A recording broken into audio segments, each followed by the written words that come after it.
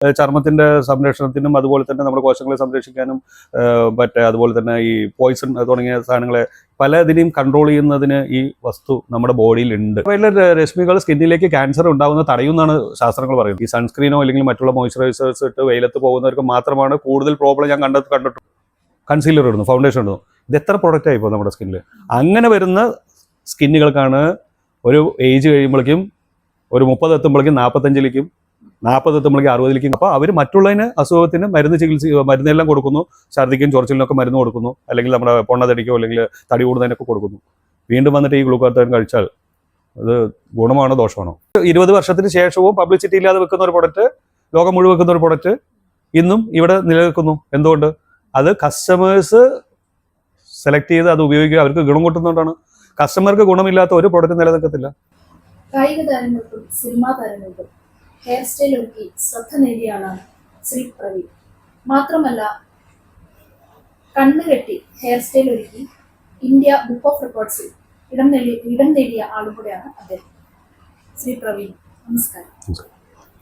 NBNI ചാനലിലേക്ക് സ്വാഗതം.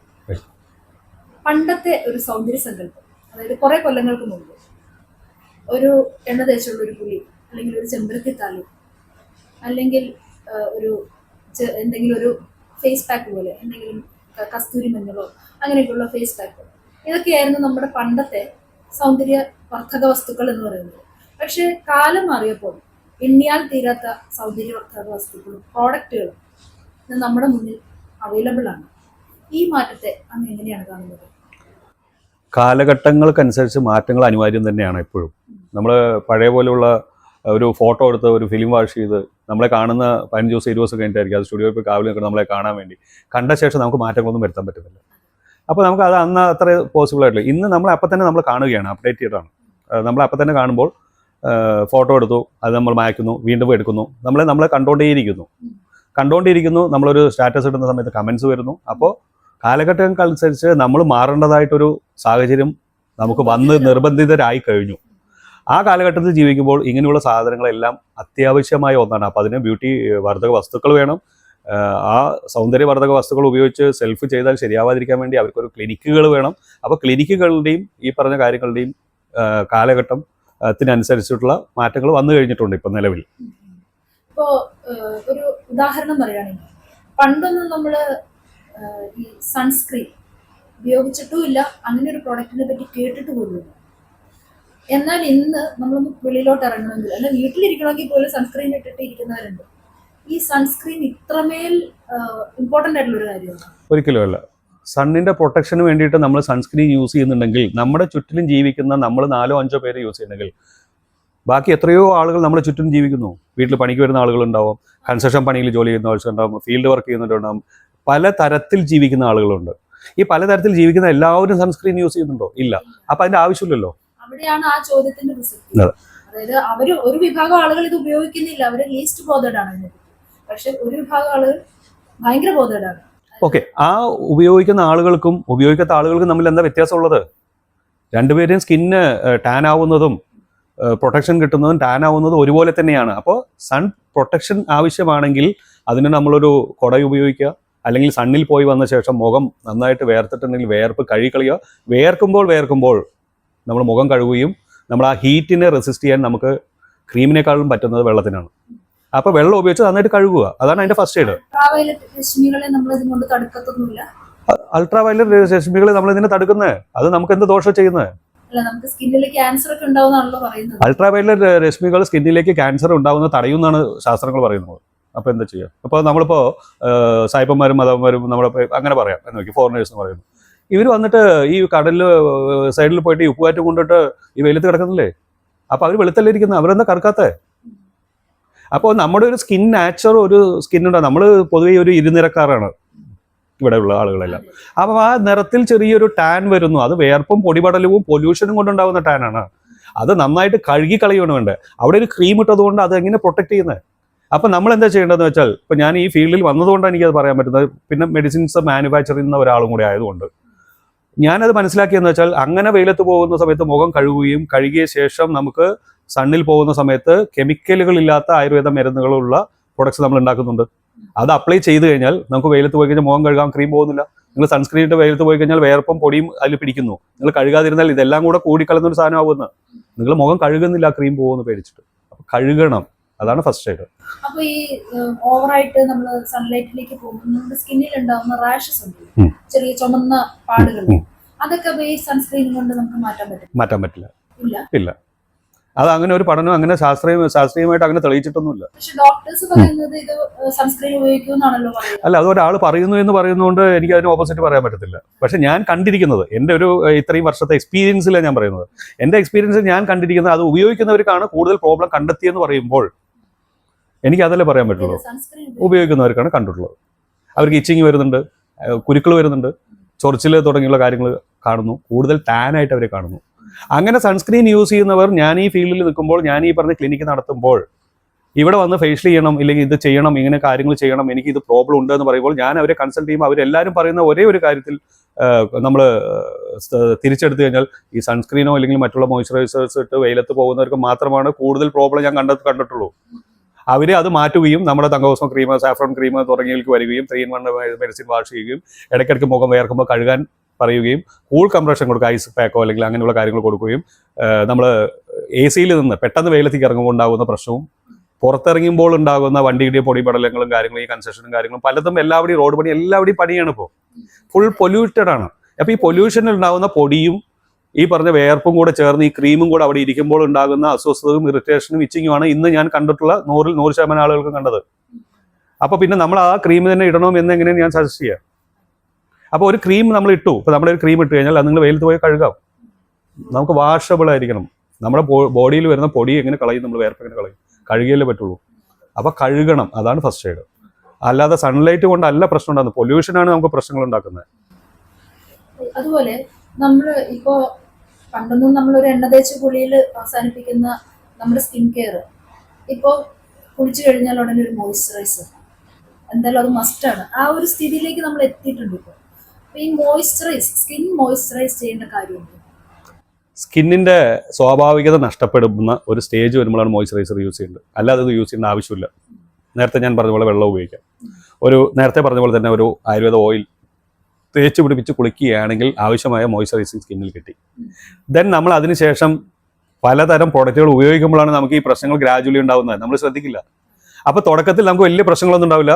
ചെറിയ പ്രശ്നങ്ങൾ നമ്മൾ ഈ എണ്ണ തേച്ച് കുളിക്കാനും മറക്കുകയും അല്ലെങ്കിൽ അതിന് വേണ്ടതായിട്ടുള്ള ക്രീമുകൾ കണ്ടെത്തി അത് ഉപയോഗിക്കാതെയൊക്കെ ആവുകയും കുറേ ഡിറ്റർജൻറ്റുകൾ, കുറേ face wash, shower gel, shampoo, conditioner, V wash, എത്ര വാഷായി ഇപ്പോൾ, ഹാൻഡ് വാഷ്, ഓരോ വാഷ് ഓരോ ഭാഗത്തും ഓരോ വാഷ്. അപ്പോൾ ഇങ്ങനെ വന്നപ്പോഴാണ് ഞാൻ വീണ്ടും കണ്ടെത്തിയത് 3-in-1 വാഷ്. 3-in-1 വാഷ് എന്താ? ഹെയർ, ഫേസ്, ബോഡി വാഷാണ്. അത് ആയുർവേദ മെഡിസിൻ വാഷാണ്. ആയുർവേദ മെഡിസിന് ഉള്ള ഓയിലുള്ളതാണ്. അത് നമ്മുടെ എക്സിസ്റ്റിംഗ് ലെവൽ മെയിൻറ്റെയിൻ ചെയ്തുകൊണ്ട് വാഷ് ചെയ്യുന്നത്. അപ്പോൾ എക്സിസ്റ്റിംഗ് ലെവൽ മെയിൻറ്റെയിൻ ചെയ്തുകൊണ്ട് വാഷ് ചെയ്യുമ്പോൾ നിങ്ങളുടെ ഒരു നോർമലായിട്ടുള്ള സ്കിന്നോ ഹെയറോ ആണെങ്കിൽ വേറെ നിങ്ങൾ ക്രീം യൂസ് ചെയ്യേണ്ട ആവശ്യം അവിടെ വരുന്നില്ല. പിന്നെ എന്തിനാ ഒരു ക്രീം സജസ്റ്റ് ചെയ്യുന്നത്? നിങ്ങൾക്കൊരു ക്രീം ആവശ്യമായിട്ട് വരുമ്പോൾ നിങ്ങളൊരു ഏജിലേക്ക് പോകുമ്പോൾ, ഒരു ഏജ് കഴിയുമ്പോൾ നമ്മുടെ സ്കിന്നിൽ ചുളിവുകൾ, പാടുകൾ, മാർക്കുകൾ, മെലാസ്മ തുടങ്ങിയ പല പ്രോബ്ലങ്ങൾ നമുക്ക് വരാറുണ്ട്. ആ വരുന്ന സമയത്ത് അതിനെ പ്രതിരോധിക്കാൻ വേണ്ടിയിട്ട് നമ്മൾ ഈ പറഞ്ഞ പോലെ തങ്കഭസ്മം, സാഫ്രോൺ ക്രീമും മോയ്സ്ചറൈസേഴ്സൊക്കെ നമ്മൾ ഉണ്ടാക്കിയിട്ടുണ്ട്. പക്ഷേ ഇതെല്ലാവരും മേടിച്ച് യൂസ് ചെയ്യണമെന്നില്ല. നമുക്ക് പ്രോബ്ലംസ് വരാതിരിക്കില്ല. നമ്മുടെ സ്കിന്നിലേക്ക് ടാൻ വരും, അല്ലെങ്കിൽ വെയിൽ കൊണ്ടുണ്ടാകുന്ന, പൊല്യൂഷൻ കൊണ്ടുവന്ന, തണുപ്പ് കൊണ്ടുണ്ടാകുന്ന, ഈ പറഞ്ഞ പോലെ AC-യിൽ ഇരുന്ന് പെട്ടെന്ന് നമ്മൾ പുറത്ത് വെയിലത്തേക്ക് പോകുമ്പോൾ അല്ലെങ്കിൽ പെട്ടെന്ന് പൊടിയടിക്കുമ്പോൾ ഒക്കെ നമുക്ക് ഇറിറ്റേഷൻ ഉണ്ടാവും. ഇതിനെല്ലാം പ്രതിരോധിക്കാൻ ആവശ്യമായിട്ടുള്ള സംഗതികളെ നമ്മൾ ഉപയോഗിക്കേണ്ട ആവശ്യമുള്ളൂ. അല്ലാതെ കുറേ സാധനങ്ങൾ വാരി തേക്കണമെന്ന് നിർബന്ധമില്ല. അതുപോലെ തന്നെ സ്കിൻ ടൈപ്പുകൾ ഓരോരുത്തർക്കും ഓരോ സ്കിൻ ടൈപ്പാണ്. എനിക്ക് തോന്നുന്നു ഒരു 5ഓളം ടൈപ്പ് സ്കിന്നുകൾ ഉണ്ടെന്ന് തോന്നുന്നു. Dry skin, oily skin, sensitive skin, അങ്ങനെയൊക്കെ. അപ്പൊ ഇതിനെല്ലാം ചേരുന്ന ഓരോ പ്രൊഡക്റ്റുകൾ വേണ്ടേ? എല്ലാത്തിനും ചേരുന്ന ഒരു പ്രോഡക്റ്റിന് അതുപോലെ അങ്ങനെ ഒരു പ്രൊഡക്റ്റ് ഉണ്ട്. അതല്ലേ നമ്മൾ മാനുഫാക്ചർ ചെയ്യുന്നത്. അതാണ് പി വി ആർ ഓയിലിയുടെ പ്രത്യേകത. പി വി ആർ ഓയിലിയുടെ പ്രത്യേകത എന്ന് പറഞ്ഞു വെച്ചാൽ എല്ലാത്തിനും ഓരോ സാധനങ്ങൾ യൂസ് ചെയ്യുന്നു. അങ്ങനെയാണെങ്കിൽ നമ്മളൊരു ബോഡി വീട്ടിൽ എത്ര ക്രീം യൂസ് ചെയ്യും? Under eye cream, lip cream, face cream, പിന്നെ ബോഡി ക്രീം, കാലിന് ഫുഡ് ക്രീം, എത്ര ക്രീമായി? ഇത് ഓരോ പോർഷനും നമ്മൾ ഒരു ടേപ്പ് കുറ്റി അളന്നിട്ട് തേക്കാൻ പറ്റുമോ? ഇത് എല്ലാവർക്കും സ്പ്രെഡ് ആവില്ലേ? ഈ ക്രീമുകളെല്ലാം കൂടെ മിക്സ് ആവില്ലേ തേക്കുമ്പോൾ? ഇപ്പോഴത്തെ ഒരു അവസ്ഥ എന്ന് പറയുന്നത് അതൊക്കെ തന്നെയാണ്. അതെ. അപ്പൊ അതെന്തിനാ ഉപയോഗിക്കുന്നത്? ആർക്കും അറിയത്തില്ല. അതാണ് പ്രശ്നം. അതിന് ആവശ്യമില്ല. നമ്മൾ കുറേ സാധനങ്ങൾ എന്തിനാ തേക്കുന്നത്? ഈ കുറേ സാധനങ്ങൾ എല്ലാം കൂടെ കുറച്ച് കഴിയുമ്പോൾ വേർക്കുമ്പോൾ അതെല്ലാം കൂടെ സ്മജ് ആവില്ലേ, മിക്സ് ആവില്ലേ? നീ അതിൻ്റെ മുകളിൽ ഒരു ഫൗണ്ടേഷൻ ഇടുന്നു, കൺസീലർ ഇടുന്നു, ഫൗണ്ടേഷൻ ഇടുന്നു. ഇത് എത്ര പ്രൊഡക്റ്റ് ആയിപ്പോൾ നമ്മുടെ സ്കിന്നിൽ? അങ്ങനെ വരുന്ന സ്കിന്നുകൾക്കാണ് ഒരു ഏജ് കഴിയുമ്പോഴേക്കും ഒരു 30 എത്തുമ്പോഴേക്കും 45ലേക്കും 40 എത്തുമ്പോഴേക്കും 60ലേക്കും കാണിക്കുന്നു. അപ്പോൾ അതിന് വീണ്ടും വന്നു wrinkle cream, anti ageing cream, അതിന് വേറൊരു ക്രീമായി. അപ്പോൾ എത്ര സാധനമായി? ഇതിൽ ഏതാണ് നമുക്ക് എഫക്റ്റ് ചെയ്യണത് എന്ന് നമുക്ക് എങ്ങനെ അറിയാം? ഇതാരാ കൺസൾട്ട് ചെയ്ത് കൊടുക്കുന്നത്? എങ്ങനെ കൺസൾട്ട് ചെയ്യണ്ടേ? എങ്ങനെയാണ് ഇത്രയും പ്രൊഡക്റ്റുകൾ തരംതിരിച്ച് ഉപയോഗിക്കണ്ടേ? അപ്പോൾ എല്ലാത്തിനും കൂടെ ഒരെണ്ണമുണ്ടെങ്കിൽ അതുപോലെ അത് നമുക്ക് ആവശ്യമുണ്ടെങ്കിൽ അപ്പോൾ ഡെയിലി നമ്മുടെ റൊട്ടീനിൽ ക്ലീനിങ്, ഒരു സ്കിൻ ടോൺ ചെയ്ത് ക്ലീൻ ചെയ്തു, മുഖം നമ്മൾ ഇടയ്ക്കിടയ്ക്ക് കഴുകുന്നു, ബോഡി ഇടയ്ക്കിടയ്ക്ക് കഴുകുന്നു, അതിനൊരു ക്ലീനിങ് ഏജൻറ്റ് വേണം. ക്ലീനിങ് ഏജൻറ്റ് കൊണ്ട് പാർശ്വഫലങ്ങൾ ഉണ്ടാവരുത്. മെഡിക്കേറ്റഡ് ക്ലീനിങ് ഏജൻറ്റ് ആയിരിക്കണം. അതെല്ലാ പാർട്സിലേക്കും ഒന്നായിരിക്കണം, വേറെ വേറെ വേണ്ട. ആ രീതിയിലേക്ക് നമ്മൾ കൊണ്ടുപോവുകയാണെങ്കിൽ പിന്നെ അതിൻ്റെ കൂട്ടത്തിൽ നമുക്ക് വീണ്ടും ഒരു ടാൻ വന്നു, പെട്ടെന്ന് നമ്മൾ വെയിലത്ത് പോകുന്നു. ഞാൻ നേരത്തെ പറഞ്ഞു, നമ്മുടെ ലൈഫ് സ്റ്റൈൽ ഡിസീസാണ് ഇതെല്ലാം. ലൈഫ് സ്റ്റൈൽ കൊണ്ടുണ്ടാകുന്ന പ്രശ്നമാണ്. അങ്ങനെ പാടത്തും പറമ്പത്തും പണിയെടുക്കുന്ന ഒരാളോ കൺസ്ട്രക്ഷൻ ഫീൽഡിൽ വർക്ക് ചെയ്യുന്ന ഒരാളോ രാവിലെ തൊട്ട് വൈകുന്നേരം വരെ ഒരേ രീതിയിലാണ് ഇരിക്കുന്നത്. അയാൾ വൈകുന്നേരം മാക്സിമം ഒരു ഫാൻ ആയിരിക്കും, അല്ലെങ്കിൽ AC യൂസ് ചെയ്യുന്നുണ്ടാവില്ല. അപ്പോൾ അയാളുടെ ബോഡി അങ്ങനെയാണ് കറുത്തുകൊണ്ടേ, അല്ലെങ്കിൽ ഫേസ് കറക്കണ്ടേ? അയാൾ കറക്കില്ലല്ലോ. നമ്മുടെ ചുറ്റിനുള്ള എത്ര ആളുകൾ സൺസ്ക്രീൻ യൂസ് ചെയ്തിട്ടാണോ പാടത്തും പറമ്പത്തോ അല്ലെങ്കിൽ കൺസ്ട്രക്ഷൻ ഫീൽഡിലോ അല്ലെങ്കിൽ ഫീൽഡ് വർക്കിനോ പോകുന്നത്? അല്ല. പക്ഷെ അവരെല്ലാം കറുത്തിട്ടില്ലല്ലോ. അവർ സ്വാഭാവിക നിറം തന്നെയായിരിക്കും. അവർ ഒരു ദിവസം പണിക്ക് പോകാതിരിക്കുകയോ ഒരു ദിവസം വീട്ടിലിരിക്കുകയോ അല്ലെങ്കിൽ മുഖം വന്ന് കഴുകുകയോ ചെയ്താൽ ഫ്രഷ് ആവുന്നു എന്ന് പറയുന്ന പോലെ നമ്മൾ അങ്ങനെ ഫ്രഷ് ആവുന്നു. അപ്പം നമ്മൾ ഈ ജീവിക്കുന്ന ലൈഫ് സ്റ്റൈലിൽ ഉണ്ടാകുന്ന രീതികൾക്കനുസരിച്ചിട്ട് നമുക്ക് പ്രോബ്ലങ്ങൾ വരുന്നു. അപ്പോഴാണ് നമ്മളൊരു ക്ലിനിക്കിൽ പോവുകയും പാർശ്വഫലങ്ങളില്ലാത്ത രീതിയിൽ കെമിക്കൽസ് ഇല്ലാതെ മെഡിസിനുകൾ ഉപയോഗിച്ച് ഫേഷ്യൽസ് ചെയ്യാം, മെഡിസിൻ ഉപയോഗിച്ച് ബോഡി പോളിഷ് കാര്യങ്ങൾ ചെയ്യാം. ആ മെഡിസിൻ തന്നെ വെച്ചിട്ട് നമ്മുടെ കംപ്ലീറ്റ് പെഡിക്യൂറും മെനിക്യൂറും സകലതും ഹെയർ സ്പാ ഉൾപ്പെടെ സകലതും ചെയ്യാം. അതിലൂടെ നമുക്ക് വരാനുന്ന dry skin, dandruff, hair dryness, hair fall തുടങ്ങിയുള്ള കാര്യങ്ങൾക്ക് പരിരക്ഷ നൽകിക്കൊണ്ട് ഒരു ക്ലീനിങ് നടത്തുകയും ഒരു സിറ്റിംഗ് നടത്തുകയും അതിനുശേഷം അവ വരാതിരിക്കാൻ ആവശ്യമായിട്ടുള്ള ഉൽപ്പന്നങ്ങൾ നിങ്ങൾ വീട്ടിൽ യൂസ് ചെയ്യുന്നുണ്ടെങ്കിൽ ഇവ വരാതിരിക്കുന്നു. പിന്നെ അപ്പോൾ നമുക്ക് എല്ലാം മിനിമൈസ് ആയി. പിന്നെ കുറേ സാധനങ്ങളില്ല അവിടെ. സർ, പണ്ടൊക്കെ ഫിലിം സ്റ്റാർസ് മാത്രം ചെയ്തുകൊണ്ടിരുന്ന ട്രീറ്റ്മെന്റാണ് ഗ്ലൂട്ടാത്തിയോൺ IV എടുക്കുക എന്നുള്ളത്. ഇപ്പം ഒരു സ്റ്റാൻഡേർഡിന് മുകളിലുള്ള ആളുകളൊക്കെ ഈ ഗ്ലൂട്ടാത്തിയോൺ ട്രീറ്റ്മെന്റിനെ പറ്റി കുറച്ച് അവെയറാണ്. ശരിക്കും ഈ ഗ്ലൂട്ടാത്തിയോൺ ട്രീറ്റ്മെന്റ് എടുക്കേണ്ട കാര്യം ഇല്ല. ഇപ്പോൾ സാധാരണക്കാരും എല്ലാവരും ഇത് അന്വേഷിച്ച് നടക്കുന്നുണ്ട്. ചിലർ ചെയ്യുന്നുണ്ട്, ചിലർ പാർശ്വഫലങ്ങൾ ഭയന്നിട്ടും പഠിച്ചിട്ടും ചെയ്യാത്തവരും ഉണ്ടാവും. ഓൾറെഡി നമ്മുടെ ബോഡിയിൽ ഈ ഒരു സംഗതി ഉണ്ട്, ആവശ്യത്തിൽ ഉണ്ടല്ലോ. അതെ, ആ ആന്റി ഓക്സിഡൻസ് നമ്മളെ സഹായിക്കുന്നത് നമ്മുടെ ചർമ്മത്തിന്റെ സംരക്ഷണത്തിനും അതുപോലെ തന്നെ നമ്മുടെ കോശങ്ങളെ സംരക്ഷിക്കാനും അതുപോലെ തന്നെ ഈ പോയിസൺ തുടങ്ങിയ സാധനങ്ങളെ പലതിനെയും കൺട്രോൾ ചെയ്യുന്നതിന് ഈ വസ്തു നമ്മുടെ ബോഡിയിൽ ഉണ്ട്. ഇത് നമ്മുടെ ബോഡി തന്നെ പ്രൊഡ്യൂസ് ചെയ്യുന്നുണ്ട് ആവശ്യത്തിൽ കൂടുതൽ. നമ്മൾ ഫുഡിലുണ്ട്, തീർച്ചയായിട്ടും ഉണ്ടല്ലോ. ഫുഡിലുണ്ട്, സൾഫർ അടങ്ങിയ ഫുഡിൽ എല്ലാത്തിലും ഇതുണ്ട്. അത് മത്സ്യം, ബീഫ്, ചിക്കൻ അങ്ങനെയുള്ള സാധനങ്ങൾ എല്ലാത്തിലും ഉണ്ട്. അതുപോലെ തന്നെ ബദാം, ചിയാ സീഡ്, അതുപോലെ തന്നെ പയർവർഗ്ഗങ്ങളിലുണ്ട്, കോളിഫ്ലവർ, ഓറഞ്ച്, ബ്രോക്കോലി, ചീര, അവക്കാഡോ, ഇതിലെല്ലാത്തിലും ഇതുണ്ട്. അപ്പോൾ ഇതെല്ലാം നമ്മൾ കഴിക്കുന്നില്ലേ? ഇത് കഴിക്കുന്നതിലൂടെ ബോഡി ഇത് ഉണ്ടാക്കിക്കൊണ്ടിരിക്കുന്നുണ്ട്. ഇതൊന്നും കഴിക്കാത്ത ആൾക്കാർ കുറവല്ലേ ഇപ്പോൾ? ഹെൽത്തി ഫുഡ് എന്ന് പറഞ്ഞപ്പോൾ ഇതെല്ലാം കഴിക്കുന്നുണ്ട്. ഇതില്ലെങ്കിൽ ഇതിൽ ഏതെങ്കിലും കഴിക്കുന്നു. അപ്പോൾ ഇത് ആവശ്യത്തിന് നമ്മുടെ ഉള്ളിലുണ്ട്. ഇത് നമുക്ക് വേണ്ട സംരക്ഷണം തരുന്നുണ്ട്. ഇനി ഇതിൻ്റെ അളവ് കൂടുകയാണെങ്കിലോ, ഇത് സപ്ലിമെന്റ്സ് ആയിട്ട് കൊടുക്കുകയാണെങ്കിൽ അളവ് കൂടുകയാണെങ്കിൽ ഇത് എങ്ങനെ അറിയാൻ പറ്റും നമുക്ക്? ഈ നമ്മൾ കൊടുക്കുന്ന ഡോസ് കൂടുതലാണ് നമുക്ക് എങ്ങനെ അറിയാൻ പറ്റത്തില്ല അല്ലേ? അപ്പോൾ അറിയാൻ പറ്റാതാകുമ്പോൾ എന്താ വരുന്നത്? നമ്മൾ അമിതമായിട്ട് തടി വയ്ക്കും, ചൊറിച്ചിൽ, ത്വക്കിങ്ങനെ തടിച്ചു പൊങ്ങ്, ചൊറിച്ചിൽ തുടങ്ങിയ അസുഖങ്ങൾ, വയറുവേദന തുടങ്ങിയ അസുഖങ്ങൾ, ഛർദി തുടങ്ങിയ അസുഖങ്ങളിലേക്ക് നമ്മൾ അറിയാതെ പോകുന്നു. അപ്പോൾ ഇത് കഴിച്ചിട്ടാണോ, ഇത് ചെയ്തിട്ടാണോ, ഈ ഗുളിക കഴിച്ചിട്ടാണോ, അല്ലെങ്കിൽ ഇത് അമിതമായിട്ട് ഈ ഗ്ലൂക്കോത്തൈൻ കൂടിയിട്ടാണോ എന്ന് നമുക്കറിയില്ല. നമ്മൾ വേറെ ഡോക്ടറെ അടുത്ത് പോകും, അവർ ചികിത്സിക്കുന്നത് ഇത് കഴിച്ചിട്ടാണോ എന്ന് ആരും ചോദിക്കേണ്ട ആവശ്യം വരുന്നുണ്ടോ? നമ്മൾ പറയുന്നുമില്ല അവിടെ. കാരണം അതൊരു ആവശ്യമില്ലാത്തൊരു ചോദ്യം പറച്ചിലും ആയിരിക്കും. കാരണം നമ്മൾ അങ്ങനെ വിചാരിക്കുന്നത്, നമ്മൾ ഇത് കഴിച്ചുകൊണ്ട്. അപ്പോൾ അവർ മറ്റുള്ളതിന് അസുഖത്തിന് മരുന്നെല്ലാം കൊടുക്കുന്നു, ഛർദിക്കും ചൊറിച്ചിലിനൊക്കെ മരുന്ന് കൊടുക്കുന്നു, അല്ലെങ്കിൽ നമ്മുടെ പൊണ്ണതടിക്കോ അല്ലെങ്കിൽ തടി കൂടുന്നതിനൊക്കെ കൊടുക്കുന്നു. വീണ്ടും വന്നിട്ട് ഈ ഗ്ലൂക്കോത്തൈൻ കഴിച്ചാൽ അത് ഗുണമാണോ ദോഷമാണോ?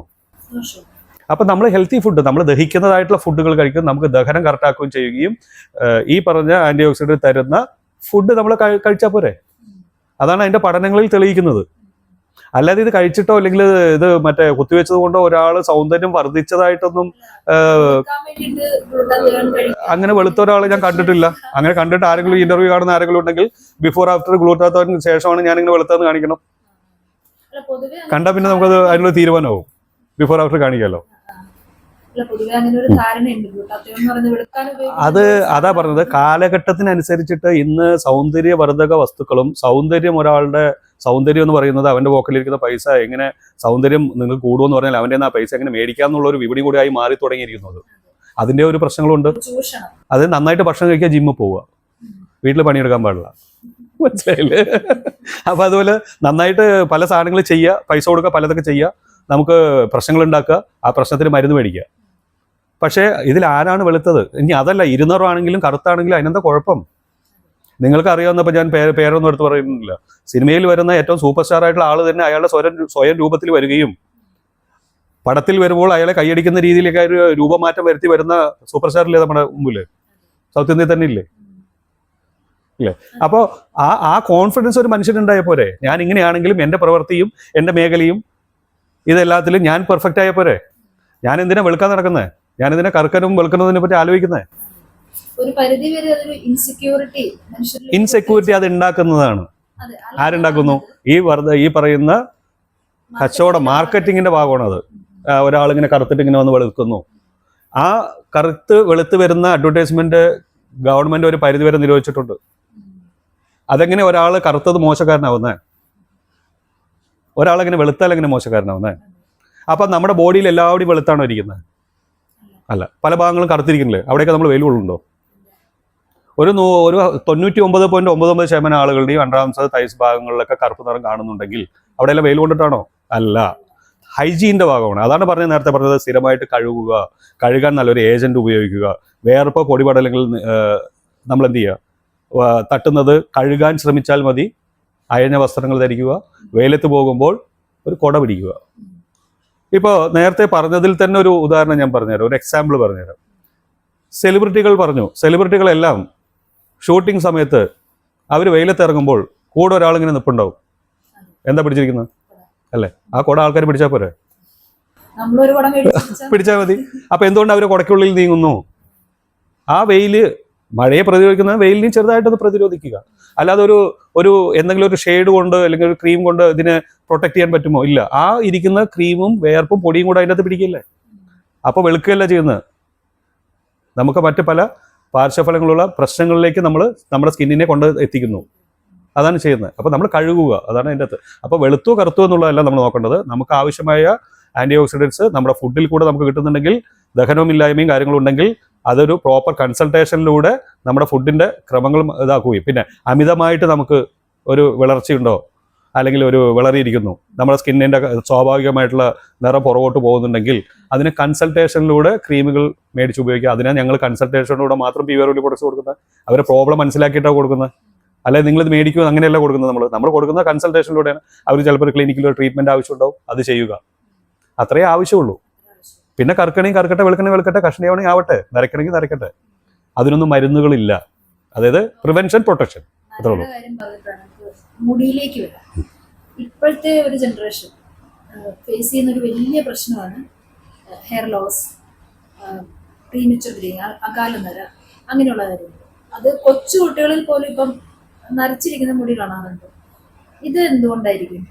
നരച്ചിരിക്കുന്ന മുടി എന്ന് വെച്ചാൽ നമുക്ക് വേണ്ട ഫൈബർ, പ്രോട്ടീൻസ് അടങ്ങിയ ഫുഡുകൾ നമുക്ക് ലഭിക്കാതെ പോകുന്നുണ്ട് ഇപ്പോൾ. കാരണം ചീര, മുരിങ്ങയില തുടങ്ങിയുള്ളവയും ഇലക്കറികളിൽ നിന്നും ആണ് നമുക്ക് കൂടുതലായിട്ട് നമുക്ക് മുടിക്ക് വേണ്ട പ്രോട്ടീൻസ് കിട്ടുന്നതെന്നാണ് പറയുന്നത്, ഫൈബർ ഇതുള്ളത്. അപ്പോൾ ഈ ഫുഡുകൾ ശരിക്കും നമുക്ക് കിട്ടുന്നില്ല. പിന്നെ നമ്മുടെ ഫുഡിൻ്റെ ഹാബിറ്റ്, ദഹനമില്ലായ്മ, ഉറക്കക്കുറവ്, ഇതെല്ലാം അതിനെ ബാധിക്കുന്നുണ്ട്. എങ്കിലും നര എന്തുകൊണ്ടാണ് വരുന്നത് എന്നുള്ളത് കണ്ടുപിടിച്ചിട്ടില്ല. അതിനൊരു സ്ഥിരമായിട്ടുള്ളൊരു റെമഡി ഇല്ല. കാരണം നര എന്തുകൊണ്ടാണ് വരുന്നത് ഇവർ കണ്ടുപിടിക്കാൻ പറ്റിയിട്ടില്ല. അതിനുള്ളൊരു സയൻസ് ഇല്ല.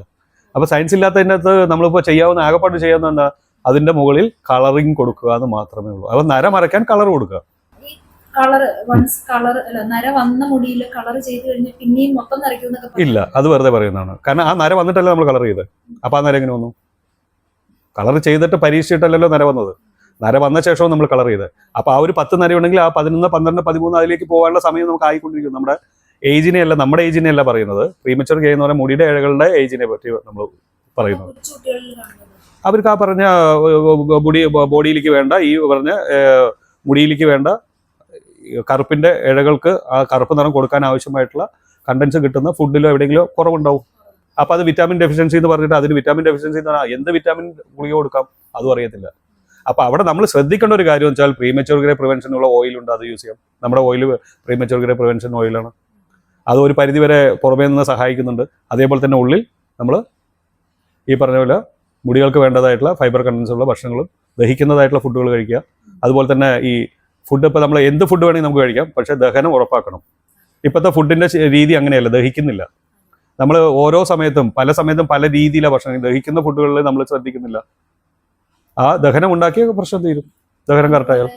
നമ്മള് തലയിൽ എണ്ണ തേക്കുന്നത് പണ്ടുള്ള അമ്മമാരൊക്കെ അല്ലെങ്കിൽ അമ്മൂമ്മമാരൊക്കെ നിർബന്ധിച്ച് അതൊരു നിർബന്ധമുള്ള ഒരു കാര്യമായിരുന്നു, എണ്ണ തേച്ച് കുളിക്കുക എന്നുള്ളത് തലയിൽ.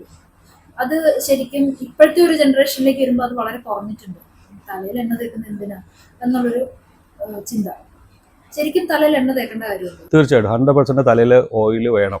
കാരണം ഓയിൽ തലയിൽ നിന്ന് പറഞ്ഞാൽ മുടിയുടെ ഇഴകളിലേക്കല്ല തേക്കുന്നത്, റൂട്ടിൽ, അതായത് സ്കാൽപ്പ്. ഈ സ്കാൽപ്പിൽ ഉണ്ടാകുന്ന പൊല്യൂഷൻ, പൊടിപടലങ്ങൾ അടഞ്ഞുണ്ടാകുന്ന താരൻ, സ്കിൻ പീലിങ്, പല പ്രശ്നങ്ങളും നമ്മുടെ തലയോട്ടിയിൽ ഉണ്ടാകുന്നുണ്ട്. ഹെൽമെറ്റ് യൂസ് ചെയ്യുന്നതിലൂടെ, നമ്മൾ ഡെയിലി കഴുകുന്നത് ശ്രദ്ധിക്കാതാവുമ്പോൾ, ഡെയിലി കഴുകാതിരിക്കുന്ന, ഇതൊക്കെ കാരണങ്ങളോട് പല രീതിയിൽ നമ്മുടെ സ്കാൽപ്പിൽ ഡാൻഡ്രഫും ഇച്ചിങ് തുടങ്ങിയുള്ള കാര്യങ്ങൾ വരുന്നു. ഇതിനെല്ലാം പ്രതിരോധിക്കാൻ കഴിവുള്ള ആയുർവേദ ഓയിലുള്ള മോയ്സ്ചറൈസിംഗ് ഉള്ള ഒരു ഓയിലിന് ഇത് പറ്റത്തുള്ളൂ. അപ്പോൾ ഒരു ഓയിൽ തേക്കേണ്ട ആവശ്യമാണ്, 100% ആവശ്യമാണ്. പക്ഷെ ആ തേച്ച ഓയിൽ കഴുകിക്കളയണം, അതോടെ ഇരിക്കുന്നതുകൊണ്ട് ഗുണമില്ല. ചോദിക്കാൻ വന്നത്, നമ്മൾ തലയിൽ എണ്ണ വെച്ച് കുളിച്ചതിന് ശേഷം ആ ഓയില് നമ്മൾ കഴുകിക്കളയണ്ടേ? തീർച്ചയായിട്ടും കഴുകിക്കളയണം. തലയോട്ടിയിൽ ഈ പറഞ്ഞിരിക്കുന്ന ഓയിൽ അവിടെ ഇരുന്നാൽ നെക്സ്റ്റ് ഡേ നിങ്ങൾ ഓയിൽ തേക്കുമ്പോൾ തലേ ദിവസം വരുന്ന ഓയിലിന്റെ മുകളിലുള്ള പൊടിയും വേർപ്പും ഈ ഓയിലും കൂടെ ചേർന്ന് ഈ ചെല്ലുന്ന ഓയിലും കൂടെ ചേർന്ന് വേറെ സാധനമായില്ലേ? അപ്പോൾ അത് കഴുകിക്കളയണ്ടേ? കഴുകിക്കളഞ്ഞാലേ പുതിയ ഓയിലിന്റെ ഗുണം നിങ്ങൾക്ക് സ്കാൽപ്പിനും ഹെയറിനും കിട്ടുള്ളൂ. അപ്പോൾ സ്കിൻ പോൾസ് ഓപ്പൺ ആക്കുകയും മുടിയുടെ ഇഴകളുടെ വളർച്ച കറക്റ്റാക്കുകയും ഡാൻഡ്രഫ് തുടങ്ങിയുള്ള പ്രശ്നങ്ങൾ മാറുകയും തലചൊറിച്ചിൽ കാര്യങ്ങളെല്ലാം മാറ്റി നമ്മളെ പെർഫെക്റ്റ് ആക്കി വെക്കാനാണ് ഓയിൽ യൂസ് ചെയ്യുന്നത്. അത് തീർച്ചയായിട്ടും ഒരു ഷാമ്പു, ഡയലൂട്ടഡ് ഷാമ്പു ഇട്ട് കഴുകണം. കഴുകിയ ശേഷം ഷാമ്പു യൂസ് ചെയ്യണം. ഷാമ്പു യൂസ് ചെയ്യാതെ എങ്ങനെ എണ്ണമെടുക്ക് പോകും? അപ്പോൾ ഷാമ്പു യൂസ് ചെയ്യുന്ന സമയത്ത് നമ്മുടെ മുടിയുടെ ഇഴകളുടെ ഓയിൽ മുടിയിലെ അഴുക്ക് പോവുകയും മുടിയുടെ ഇഴകളുടെ അഴുക്ക്, സ്കാൽപ്പിലുള്ള എണ്ണ തേച്ചത്, അതിൻ്റെ അഴുക്ക് എല്ലാം പോകുന്ന ഒരു സാധനമായിരിക്കണം. പക്ഷേ നമുക്ക് വേറെ സൈഡ് എഫക്ട്സ് ദോഷങ്ങളോ തരാത്ത രീതിയിൽ വാഷ് ചെയ്തെടുക്കാവുന്ന ഒരു വാഷും കൂടെ ആയിരിക്കണം. അങ്ങനെ വാഷ് ചെയ്താലും മുടിയുടെ ഇഴകൾക്ക് ഡ്രൈനെസ് ഉണ്ടാവുന്നു. അപ്പോൾ ആ ഡ്രൈനെസ്സിനെ പ്രൊട്ടക്ട് ചെയ്യാൻ ഒരു മെഡിസിൻ വേണം. അതാണ് കംപ്ലീറ്റ് സൊല്യൂഷൻ. അപ്പോൾ ഓയിൽ വേണം, ഷാമ്പു വേണം, ക്രീം വേണം. ഈ മൂന്നെണ്ണം ഉണ്ടെങ്കിൽ നിങ്ങൾക്ക് കംപ്ലീറ്റ് സൊല്യൂഷനായി. അത് നിങ്ങൾക്ക് സ്മൂത്ത് ചെയ്ത മുടിയിൽ ഉപയോഗിക്കാം, കളർ ചെയ്ത മുടിയിൽ ഉപയോഗിക്കാം, നോർമൽ ഹെയർ ഉപയോഗിക്കാം, കുട്ടികൾക്ക് ഉപയോഗിക്കാം, സ്ത്രീ പുരുഷൻ എന്നുള്ള രീതിയിൽ എല്ലാവർക്കും യൂസ് ചെയ്യാം. അപ്പോൾ അതും നേരത്തെ പറഞ്ഞ പോലെ കുറേ സാധനങ്ങൾ വേണ്ട, ഈ 2-3 സാധനങ്ങൾ ഉണ്ടെങ്കിൽ നിങ്ങളുടെ കംപ്ലീറ്റ് സൊല്യൂഷനായി. അങ്ങനെ ഒരു complete solution PVR Oil develop ചെയ്തിട്ടുണ്ട്. അത് ഒരു വീട്ടിൽ ഒരു കിറ്റ് ഉണ്ടെങ്കിൽ എല്ലാവർക്കും ഉപയോഗിക്കാം, എല്ലാ പ്രശ്നങ്ങൾക്കും. അപ്പോൾ വേറെ മാറ്റി ഉപയോഗിക്കേണ്ട. അപ്പോൾ ഇത് ഡെയിലി ആവശ്യമാണ്. ഇതിൻ്റെ അകത്തും വരുന്ന ഡെയിലി കെയറിൽ ഈ പ്രൊഡക്റ്റിനേക്കാൾ ഇമ്പോർട്ടൻസ് ഒരു കാര്യത്തിനുണ്ട്. നിങ്ങൾ ഡെയിലി വെള്ളം ഒഴിച്ച് കഴുകുക എന്നുള്ളത്. അപ്പോൾ ആ കഴുകുന്നതിനും വേണം, അല്ലാതെ ആഴ്ചയിൽ 1 ദിവസമോ 2 ദിവസമോ എണ്ണ തേച്ച് കുളിച്ചുകൊണ്ട് കാര്യമില്ല. അപ്പോൾ ഡെയിലി വാഷ് ചെയ്യണം. ഇൻ കേസ് ഓയിലൊന്നും തേക്കാൻ പറ്റിയില്ലെങ്കിൽ ഒന്ന് തല നനയ്ക്കുകയും ചെയ്യുക. അല്ല, അതൊരു വലിയ കാര്യമായിട്ട്. കാരണം ഒരു 1-2 കൊല്ലങ്ങൾക്ക് മുമ്പ് ഒരു പ്രശസ്തയായ ഒരാള് പറഞ്ഞിട്ടുണ്ടായിരുന്നു, മുടി എന്ന് വാഷ് ചെയ്യരുത്. അത് സത്യമാണോ? അല്ല, മുടി എന്ന് വാഷ് ചെയ്യണ്ടെന്ന് പറഞ്ഞാൽ അത് ഓരോരുത്തരുടെ കണ്ടെത്തലുകളാണ്, അത് സയൻസ് അല്ല. ഈ സയൻസ് ഇത് പ്രകാരം നമ്മൾ ഡെയിലി കുളിക്കണം എന്ന് തന്നെ പറയാം. നമ്മൾ ഡെയിലി പല്ലിയേക്കണില്ലേ, കൈകാൽ മുഖം കഴുകണില്ലേ, ബോഡി കഴുകണില്ലേ? എന്തുകൊണ്ട് തല കഴുകാതിരിക്കണം? ഏറ്റവും കൂടുതൽ വേർക്കുന്ന തലയല്ലേ? വേർപ്പ് പൊടിയെല്ലാം നമ്മൾ തലയിൽ എപ്പോഴും ഷാളിട്ടിട്ടാണ് നടക്കുന്നത്. നിങ്ങൾ ഷാളിട്ട് നടക്കണം, പിന്നെയും കുഴപ്പമില്ല. ഷാളിടുന്നില്ല, ഒന്നുമില്ല, നേരെ എല്ലാ പൊടിയും തലയിലേക്കാണ് അടിക്കുന്നത്, തലയും മുഖത്താണ് വരുന്നത്. അപ്പോൾ ഈ ഡ്രസ്സ് ഇടാത്ത ഈ 2 പോർഷനെ ഏറ്റവും കൂടുതൽ പൊടിപടലങ്ങൾ ഉള്ളതും ഏറ്റവും കൂടുതൽ പ്രശ്നങ്ങൾ വരുന്നത് ഈ 2 ബാധിക്കുക. അപ്പോൾ നമ്മൾ ശ്രദ്ധിക്കണം. നമ്മുടെ മുഖത്തുള്ള അത്രയും തലയിലുള്ള അത്രയും ചൊറിച്ചിലോ ഫംഗലോ അല്ലെങ്കിൽ തല ചൊറിയുന്ന പോലെ നമ്മുടെ ബോഡി ചൊറിയാറില്ല. അപ്പോൾ ഡെയിലി കഴുകുന്ന ഒരാൾക്ക് അങ്ങനെ ഇച്ചിങ് വരത്തില്ല. അത് ഇത്രയും വർഷത്തെ നമ്മുടെ എക്സ്പീരിയൻസ് കൂടി ഉണ്ട് അതിൻ്റെ അകത്ത്. അത് ഒരാളെ നമ്മൾ ഡെയിലി കുളിക്കുന്നവരെയും ഡെയിലി കുളിക്കാത്തവരെയും നമ്മൾ തരംതിരിച്ച് നോക്കുമ്പോൾ ഡെയിലി കുളിക്കുന്നവർ 100% പെർഫെക്റ്റ് ആണ്. ഡെയിലി കുളിക്കാത്തവർ അതിൻ്റെ അകത്ത് 90%, 80%, 40%, ചിലർക്ക് 30% വരെ മാർക്ക് ഇടാൻ പറ്റുള്ളൂ കെയറിങ്ങിൻ്റെ കാര്യത്തിൽ. കാരണം അവർക്ക് അത്രയും പ്രോബ്ലംസ് വരികയാണ്, വീണ്ടും വരുന്നു. ഡെയിലി കുളിക്കണം എന്ന് തന്നെയാണ്. തീർച്ചയായിട്ടും വേണം. ഡെയിലി കുളിച്ചിരിക്കണം. വേണമെങ്കിൽ നമുക്കൊരു ഹെയർ ഡ്രയർ ഉപയോഗിച്ച് മുടി ഉണക്കാം. നനഞ്ഞ മുടി കെട്ടി വെക്കരുത്. കുളിച്ച് കഴിഞ്ഞ ഉടനെ ഹെൽമെറ്റ് വെക്കരുത്. ഹെൽമെറ്റ് വെക്കുന്നുണ്ടെങ്കിൽ തന്നെ മുടി ഉണക്കിയിട്ട് വെക്കുക. ഈ ഹെൽമെറ്റ് ഉപയോഗിക്കുന്നവർ കഴിയുന്നതും രാവിലത്തെ കുളി ഒഴിവാക്കി വൈകുന്നേരം ഷാമ്പ് ചെയ്ത് കുളിക്കുക. കാരണം ആ വേർപ്പും പൊടി അതിൻ്റെ അകത്ത് ഉണ്ടാവില്ലേ. പുറത്ത് പോകുന്നു, ഇനിയിപ്പം ഹെൽമെറ്റ് ഉപയോഗിക്കുന്നില്ലെങ്കിൽ നമ്മൾ പുറത്ത് ബസ്സിലോ അല്ലെങ്കിൽ തുറന്ന വാഹനങ്ങളിലൊക്കെ ട്രാവൽ ചെയ്യുന്നു, അല്ലെങ്കിൽ കുറേ നേരം നമ്മൾ പുറത്ത് ഒരു എക്സിബിഷൻ അല്ലെങ്കിൽ വേറെ ഏതെങ്കിലും പബ്ലിക് അത് ജനക്കൂട്ടമുള്ള ഒരു സ്ഥലത്തേക്കോ അല്ലെങ്കിൽ നമ്മൾ വേറെ എവിടെയെങ്കിലും AC-യിൽ നിന്ന് ഇറങ്ങി നമ്മൾ കുറേ ദൂരം നടക്കേണ്ടി വരുന്നു, ഒക്കെ തല വേർക്കും. ആ തല വേർത്തിട്ടുണ്ടെങ്കിൽ തീർച്ചയായിട്ടും വൈകുന്നേരങ്ങളിൽ ഷാമ്പു ചെയ്ത് തന്നെ കുളിച്ച് ആ വേർപ്പ് കളഞ്ഞിരിക്കണം. എങ്കിൽ മാത്രമേ മുടിയുടെ ഇഴകളും സംരക്ഷിക്കപ്പെടുകയുള്ളൂ. താരൻ, ചൊറിച്ചിൽ തുടങ്ങിയുള്ള പ്രോബ്ലങ്ങൾ നമുക്ക് വരാതിരിക്കുകയുള്ളൂ. വന്നാലും നമുക്കത് മാറ്റിയെടുക്കാനുള്ള സൊല്യൂഷൻ നമുക്കുണ്ട്. അങ്ങ് ഒരുപാട് പ്രശസ്തർക്ക്, മമ്മൂക്ക, ശ്രീശാന്ത്, മഹേന്ദ്ര സിംഗ് ധോണി, അങ്ങനെ ഒരുപാട് പ്രശസ്തർക്ക് ഹെയർ സ്റ്റൈൽ ചെയ്തു കൊടുത്തിട്ടുള്ളതാണ്. അതുപോലെ തന്നെ പല സിനിമകൾക്കും ഹിറ്റായിട്ടുള്ള പല സിനിമകളുടെയും ക്യാരക്ടറുകളുടെ ഹെയർ സ്റ്റൈലും ചെയ്തിട്ടുണ്ട്. ഈ ഹെയർ സ്റ്റൈൽ, ഒരാളുടെ ഹെയർ സ്റ്റൈൽ സെറ്റ് ചെയ്യുമ്പോൾ എന്തൊക്കെയാണ് ശ്രദ്ധിക്കുന്നത്? ഹെയർ സ്റ്റൈൽ സെറ്റ് ചെയ്യുമ്പോൾ അവരുടെ പ്രവർത്തന രീതികൾ, അവർ ജീവിക്കുന്ന ലൈഫ് സ്റ്റൈൽ, അവരെങ്ങനെ ജീവിക്കുന്നത് ആദ്യം നോക്കണം. ഇപ്പോൾ നമ്മളൊരു സിനിമയ്ക്ക് ചെയ്യുമ്പോൾ ഒരു കഥാപാത്രത്തിനാണ് ചെയ്യുന്നത്. 2 മാസം കഴിഞ്ഞാൽ കഥാപാത്രം കഴിഞ്ഞു. വേറൊരാൾ ചെയ്യുന്ന സമയത്ത് അയാൾ ജോലി ചെയ്യുന്ന ചിലപ്പോൾ 5 വർഷം ഒരേ ജോലിയായിരിക്കും, 5 വർഷം കഴിഞ്ഞിട്ട് വേറെ ജോലിയായിരിക്കും. പക്ഷെ എല്ലാവരുടെയും അവർ പോകുന്ന, അവർ ട്രാവൽ ചെയ്യുന്ന രീതികൾ, ഇപ്പോൾ ബൈക്കിലാണ് നേരത്തെ പറഞ്ഞ പോലെ ഹെൽമെറ്റ് വെക്കാം, കൂടി ഇങ്ങനെ ചീകി വെച്ചിട്ട് ഒരു സ്റ്റൈലാക്കി വെച്ചിട്ട് അത് അങ്ങനെ ഇരിക്കുമോ? ഹെൽമെറ്റ് വെച്ചാൽ പോയി. അപ്പോൾ ഈസി ആയിട്ട് മെയിൻറ്റെയിൻ ചെയ്യാൻ പറ്റുന്നതും അവരുടെ ലൈഫ് സ്റ്റൈൽ അനുസരിച്ച് കെയർ ചെയ്യാനും മെയിൻറ്റെയിൻ ചെയ്യാൻ പറ്റുന്ന രീതിയിൽ മാത്രമേ ഹെയർ സ്റ്റൈൽ ചെയ്യാവൂ. അല്ലെങ്കിൽ അത് വേണ്ട രീതിയിലാവില്ല. കാരണം ഇവിടുന്ന് ഇറങ്ങുമ്പോൾ നന്നായിട്ടിരിക്കും, പുറത്തിറങ്ങി കഴിഞ്ഞാൽ വേറെ ആളാവും. അപ്പോൾ ലൈഫ് സ്റ്റൈൽ അനുസരിച്ച് ഇപ്പോൾ നിങ്ങൾ പോയി ഓഫീസിൽ പോയി മുടി ഒന്ന് ചെയ്യാൻ ചിലപ്പോൾ ഒരു കണ്ണാടിയോ ഒന്നുമില്ല, അല്ലെങ്കിൽ നിങ്ങൾക്ക് നോക്കിയിട്ട് ചെയ്യാൻ പറ്റില്ലെങ്കിൽ വൈകുന്നേരം വരെ അങ്ങനെ തന്നെ ഇരിക്കുകയല്ലേ. എന്നാൽ സിനിമയ്ക്ക് കഥാപാത്രം ചെയ്യുമ്പോൾ അങ്ങനെയല്ല. ഒന്ന് വേർക്കോ പൊടി ചെയ്ത് ഉടനെ കാരവാനിൽ കയറുന്നു, മുടി ചീകി സെറ്റ് ചെയ്തിട്ടാണ് കാണുന്നത്. അപ്പോൾ ക്യാരക്ടറിന് ചെയ്യുന്ന പോലെ ഒരു സാധാരണ ഒരാൾക്ക് ചെയ്യാൻ പാടില്ല. ചെയ്യുന്നത് അത് അവർക്ക് അത് ഇഷ്ടപ്പെട്ടാലും അത് അവർക്ക് മെയിൻറ്റെയിൻ ചെയ്യാൻ പറ്റില്ല. അപ്പോൾ ഡെയിലി മെയിൻറ്റെയിൻ ചെയ്യാൻ പറ്റുന്ന രീതിയിലുള്ള ഹെയർ സ്റ്റൈലുകൾ വേണം നമ്മൾ സജസ്റ്റ് ചെയ്യേണ്ടതും. അങ്ങനത്തെ ഹെയർ സ്റ്റൈലുകൾ വേണം അവർ സെലക്ട് ചെയ്യാനും, അല്ലാതെ സെലക്ട് ചെയ്യരുത്. തീർച്ചയായിട്ടും. അപ്പോൾ നമ്മൾ അതാ പറഞ്ഞത്, ഫേസിനനുസരിച്ച് നമുക്ക് ചെയ്യാം, പക്ഷെ അത് മെയിൻറ്റെയിൻ ചെയ്യും കൂടെ വേണ്ടേ. ഇപ്പം ഇന്നിപ്പോൾ ഇവിടെ ഇറങ്ങുമ്പോൾ മുടി സെറ്റ് ചെയ്തിട്ട് നമ്മൾ ഇറക്കി വിട്ടു, പുറത്തിറങ്ങി നാളെ പിറ്റേ ദിവസം കുളിച്ചാൽ മുടി സെറ്റ് ചെയ്യാൻ ആരോളം കൂടെ. സിനിമയ്ക്കാണെങ്കിൽ അതിൻ്റെ കൂടെ ആൾക്കാരില്ലേ, അവരെ അസിസ്റ്റ് ചെയ്യാൻ ആൾക്കാരുണ്ട്. അപ്പോൾ നമുക്കൊരാളെ അങ്ങനെ അതിന് വേണ്ടി തന്നെ വെക്കാൻ പറ്റും. രാവിലെ ഓഫീസിൽ പോകുമ്പോൾ ഒരാളെ മുടി ചീകി തരാനും ഒരുക്കാനും ഡ്രയർ വെച്ച് സെറ്റ് ചെയ്യാനും ഒരാളെ തരാൻ പറ്റും. അപ്പോൾ നിങ്ങൾ തന്നെ ചെയ്തിട്ട് പോകണ്ടേ. അപ്പോൾ നിങ്ങൾക്ക് ഈസി മെയിൻ്റെനൻസ് ആയിരിക്കണം. ഇനി കുളിച്ച് കഴിഞ്ഞ് വീട്ടിൽ നിർത്തി ഓഫീസിലെത്തുമ്പോഴാണ് കൂടുതൽ ആൾക്കാർ നിങ്ങളെ കാണുന്നത് അല്ലേ. അപ്പോൾ വീട്ടിൽ നിന്ന് ഒരുങ്ങി ഇറങ്ങിയിട്ട് അവിടെ എത്തുമ്പോൾ ഒരു വികൃതമായാലോ. നിങ്ങൾ പ്രസന്റ് ആവേണ്ടത് എവിടെയാണ്? നിങ്ങളുടെ വർക്ക് പ്ലേസിലാണ്. അപ്പോൾ വർക്ക് പ്ലേസിൽ പ്രസന്റബിൾ ആണെങ്കിൽ നിങ്ങൾ വീട്ടിൽ നിന്ന് കുളിച്ചൊരുങ്ങി അവിടെ പോയി ഒന്ന് റിഫ്രഷ് ചെയ്ത് ഒന്ന് മുടിയൊക്കെ ചീകി നിങ്ങൾക്ക് ഒതുക്കി അവിടുന്ന് മാനേജ് ചെയ്യാൻ പറ്റുന്ന രീതിയിലായിരിക്കും നിങ്ങൾ അവിടെ ഉണ്ടാവേണ്ടത്. അപ്പോൾ അതാണ് നമ്മൾ ചെയ്യേണ്ടത്, അതാ സജസ്റ്റ് ചെയ്യേണ്ടത്, അതാണ് കസ്റ്റമറും സെലക്ട് ചെയ്യേണ്ടത്. അല്ലാത്തൊരു കാര്യം അവർ സെലക്ട് ചെയ്താലും ബുദ്ധിമുട്ടാണ്. ചിലപ്പോൾ ചിലവർ വന്നോട് പറയും എനിക്ക് ഇങ്ങനെ മതി, ചിലപ്പോൾ ഫോട്ടോസ് കണ്ടുവന്നവർ ഇങ്ങനെ മതി എന്ന് പറയും. പക്ഷെ അങ്ങനെ മതി എന്ന് പറഞ്ഞാൽ ചിലപ്പോൾ നമുക്കത് ചെയ്യാൻ പറ്റുന്നതായിരിക്കാം. പക്ഷേ മറ്റു കാര്യങ്ങൾ ആലോചിക്കുമ്പോൾ പറയും, ഞാൻ പറയാറുണ്ട്, ഇത് കുളിച്ച് കഴിഞ്ഞാൽ നാളെ പോകും കേട്ടോ, അല്ല ഇന്നൊരു ദിവസം അങ്ങനെ മതി, അങ്ങനെയാണ് നമുക്ക് ധൈര്യമായിട്ട് ചെയ്യാം. അല്ലെങ്കിൽ നമ്മൾ ചെയ്തപ്പോൾ നന്നായിരുന്നു, പിന്നെ കൊള്ളത്തില്ല എന്നുള്ള അഭിപ്രായം വരും. കുറച്ച് നാളുകൾക്ക് മുമ്പ് ഒരു ആശുപത്രിയിൽ കുറച്ചധികം ആൾക്കാർ ഒരേ കിഡ്നി പ്രോബ്ലംസുമായിട്ട് ചെല്ലുകയാണ്. അത് ഡോക്ടർ പരിശോധിച്ചപ്പോൾ ഇത് ഏതോ ഒരു പ്രോഡക്റ്റ് ഉപയോഗിച്ചതിൻ്റെ സൈഡ് എഫക്റ്റ് ആയിട്ട് കാണാൻ സാധിച്ചു. അപ്പോൾ അവരെല്ലാവരും ഒരു ഫെയർനെസ് ക്രീം ഉപയോഗിച്ചതായിട്ട് കണ്ടെത്തി. അപ്പം നമ്മൾ ഫെയർനെസ് ക്രീമോ അല്ലെങ്കിൽ അങ്ങനത്തെ ബ്യൂട്ടി പ്രോഡക്ട്സ് ഉപയോഗിക്കുമ്പോൾ നമ്മൾ എടുക്കേണ്ട ഒരു മുൻകരുതലുണ്ടല്ലോ, അതെന്തൊക്കെയാണ്? മുൻകരുതലുകൾ എന്ന് പറഞ്ഞാൽ വാഗ്ദാനങ്ങൾ നമ്മൾ ശ്രദ്ധിക്കുക. 1. 2, ഒരു പ്രൊഡക്റ്റ് ഉണ്ടാക്കി ഒരു വാഗ്ദാനം കൊടുക്കണമെങ്കിൽ മിനിമം ഒരു 2-3 വർഷമെങ്കിലും അത് ആളുകൾ ഉപയോഗിച്ചാലേ നമുക്കൊരു വാഗ്ദാനം കൊടുക്കാൻ പറ്റും. ഞാനൊക്കെ 20 വർഷത്തിന് ശേഷമാണ് ഒരു ഓൺലൈൻ സൈറ്റ് പോലും തുടങ്ങിയിട്ട് ഇപ്പോൾ കഴിഞ്ഞ റീസെൻ്റ്ലി തുടങ്ങിയിട്ടുള്ളൂ. ഇൻസ്റ്റാ, ഫേസ്ബുക്ക്, ഇപ്പോൾ സോഷ്യൽ മീഡിയയിൽ എല്ലാവരും പറഞ്ഞു ഇതിൽ പ്രൊഡക്റ്റ് കാണാനില്ല എന്ന് പറഞ്ഞപ്പോൾ ഇപ്പോഴാണ് അത് സ്റ്റാർട്ട് ചെയ്തിരിക്കുന്നത്. പക്ഷേ ഈ പ്രൊഡക്റ്റ് ഉണ്ടാക്കി 20 വർഷം കഴിഞ്ഞു. അപ്പോൾ ഈ 20 വർഷം ഞാൻ വെയിറ്റ് ചെയ്തിരിക്കുന്നത് എന്തിനാണെന്ന് വെച്ചാൽ ഇത് ഉപയോഗിക്കുന്നവർക്ക് സൈഡ് എഫക്ട്സ് ഉണ്ടോ, ഇത് ഉപയോഗിക്കുന്നവർക്ക് ഗുണമുണ്ടോ എന്ന് ഞാൻ അറിയാതെ എങ്ങനെ ഞാൻ വാഗ്ദാനം കൊടുക്കുക. ഇന്ന് എനിക്ക് പൂർണ്ണമായിട്ട് വാഗ്ദാനം കൊടുക്കാൻ പറ്റും. ഇത് ഉപയോഗിക്കുന്ന കസ്റ്റമറെ സാക്ഷ്യപ്പെടുത്തിയിട്ടാണ് അല്ലേ. അപ്പോൾ അമിതമായ വാഗ്ദാനം കണ്ടിട്ട് ഇത് പോയി മേടിക്കുന്നവർക്കും കുഴപ്പമുണ്ട്. അങ്ങനെ മേടിക്കരുത്. അറ്റ്ലീസ്റ്റ് അതിൻ്റെ ബാക്ക്ഗ്രൗണ്ട് നോക്കണം. എവിടെ നിന്നാണ് പ്രൊഡക്റ്റ് വന്നത്, ഇത് അങ്ങനെ ഒരു കമ്പനി ഉണ്ടോ, അതിൻ്റെ ടോൾ ഫ്രീ നമ്പറിൽ ചോദിക്കുക, നിങ്ങൾ പറയുന്ന വാഗ്ദാനങ്ങൾ നിങ്ങൾക്ക് കിട്ടുമോ, നമുക്ക് സൈഡ് എഫക്ട്സ് ഉണ്ടാവുമോ, ഇതെല്ലാം ചോദിക്കണ്ടേ? ഇത് കസ്റ്റമറല്ലേ ചോദിക്കണ്ടേ? കസ്റ്റമർ ചോദിച്ചാൽ തീരാവുന്ന പ്രശ്നമുള്ളത്. അപ്പോൾ കണ്ടതെല്ലാം നമ്മൾ പോയി മേടിക്കുകയാണ്. ആ മേടിക്കുന്ന സമയത്ത് നമുക്കത് പാർശ്വഫലങ്ങൾ ഉണ്ടാക്കുന്നുണ്ടോ എന്ന് ചെക്ക് ചെയ്യാത്തതുകൊണ്ടാണ് ഈ പ്രശ്നം വന്നത്. അപ്പോൾ ഒരു ഫെയർനെസ് ഉണ്ടാവുന്നു എന്ന് പറഞ്ഞാൽ എങ്ങനെ നമ്മുടെ ബോഡിയിൽ ഫെയർനെസ് ഉണ്ടാവും? നമ്മുടെ തൊലി ഉരിച്ച് കളഞ്ഞാൽ മാത്രമേ ഫെയർ ആവുള്ളൂ. നമ്മുടെ ഒറിജിനൽ സ്കിന്നിനെ എങ്ങനെ മാറ്റാൻ പറ്റുക, ആ കളർ എങ്ങനെ കൂട്ടാൻ പറ്റുക? ഒന്നുമില്ല, അതിൻ്റെ മുകളിൽ കൺസീലർ ഉപയോഗിച്ച് ഹൈഡ് ചെയ്യുക നമ്മുടെ പ്രോബ്ലംസിനെ.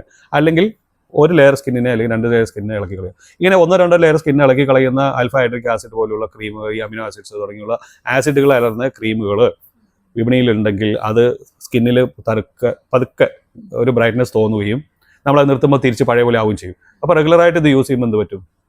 ഇങ്ങനെയുള്ള പ്രോബ്ലങ്ങളിലേക്ക് നമ്മൾ പോകും. ഇത് സ്മെൽ ചെയ്യുന്നത് കുഴപ്പമാണ്, സ്കിൻ പോൾസിലേക്ക് ഡിപ്പോസിറ്റ് ആവുന്നു, നമ്മൾ വെയിലത്ത് പോകുന്നു, വേർക്കുന്നു, നമ്മൾ ഈ ക്രീം പോകുമല്ലോ എന്ന് വിചാരിച്ച് കഴുകാതിരിക്കുന്നു, ക്രീം കഴുകിക്കഴിഞ്ഞാൽ ഉടനെ ക്രീം ഇടുന്നു, നമ്മുടെ സ്കിന്നിന് നാച്ചുറലായിട്ടുള്ള ബ്രീത്തോ കാര്യങ്ങളോ ഒന്നും കിട്ടുന്നില്ല, ഈ സ്മെല്ല് നമ്മൾ ശ്വസിക്കുന്നു, അതിലൂടെ നമുക്ക് കിഡ്നി പ്രോബ്ലംസ് വരും, ഉറപ്പാണ്. അങ്ങനെയാണ് വന്നിരിക്കുന്നത്.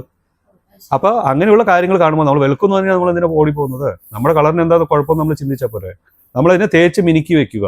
അവിടെയാണ് ഈ പറയുന്ന കമ്പനികൾ നമ്മളിലേക്ക് എത്തിക്കുന്ന ഒരു ഇൻസെക്യൂരിറ്റി ഉണ്ടല്ലോ, നമ്മുടെ സ്കിന്ന് വെളുത്തിട്ടല്ല അല്ലെ നമ്മൾ ഡാർക്കാണ് എന്നൊക്കെയുള്ള ഒരു ഇൻസെക്യൂരിറ്റി. അവിടെയാണല്ലോ അവരുടെ ഒരു വിജയം മാർക്കറ്റിംഗിന്റെ. അതെ, അതിന് ഇപ്പോൾ ഞാൻ വേറൊരു എക്സാമ്പിൾ. ഇപ്പോൾ ഞാൻ എന്നെ നോക്കുന്ന പോലെ എന്നെ വേറെ ആരും നോക്കില്ല. അപ്പം ഞാൻ എന്നെ നോക്കുമ്പോൾ ഞാൻ ഭംഗിയുള്ളവനാണെങ്കിൽ ഞാൻ എന്തിനാ ഒരു സെക്യൂരിറ്റി കുറവ് ഫീൽ ചെയ്യുന്നത്? അപ്പോൾ അവരൊരു നമ്മൾ തേച്ചൊരുക്കി നമ്മുടെ മുടി നന്നാക്കി വെക്കുക, ഷേവിങ് കാര്യങ്ങൾ, അല്ലെങ്കിൽ മുടി സെറ്റ് ചെയ്യുന്നത്, അല്ലെങ്കിൽ കളർ കൊടുക്കാം, കുഴപ്പങ്ങളില്ലാത്ത എന്തൊക്കെ കാര്യങ്ങൾ ചെയ്യാം. അല്ലെങ്കിൽ നല്ലൊരു ക്ലിനിക്കിൽ പോവുക, ക്ലീനപ്പ് ചെയ്യുക, ഫേഷ്യൽ ചെയ്യുക, അല്ലെങ്കിൽ skin massage, skin care massage, hair spa, head massage തുടങ്ങിയുള്ള കാര്യങ്ങളൊക്കെ ചെയ്ത് അതിനെ തേച്ചൊരുക്കി മിനുക്കി പാർശ്വഫലങ്ങളില്ലാത്ത രീതിയിൽ ചെയ്യാവുന്ന ഇഷ്ടംപോലെ ക്ലിനിക്കുകളില്ലേ? അപ്പോൾ നമ്മളും അത് ചെയ്യുന്നില്ലേ? അപ്പോൾ വർഷങ്ങളായിട്ട് ഈ ഫീൽഡിൽ നിൽക്കുന്നില്ലേ? എന്തുകൊണ്ട് 30-31 വർഷം തികച്ചു ഈ ഫീൽഡ്? എന്തുകൊണ്ട് റെഗുലർ ക്ലയൻസ് ഉണ്ടാവുന്നു?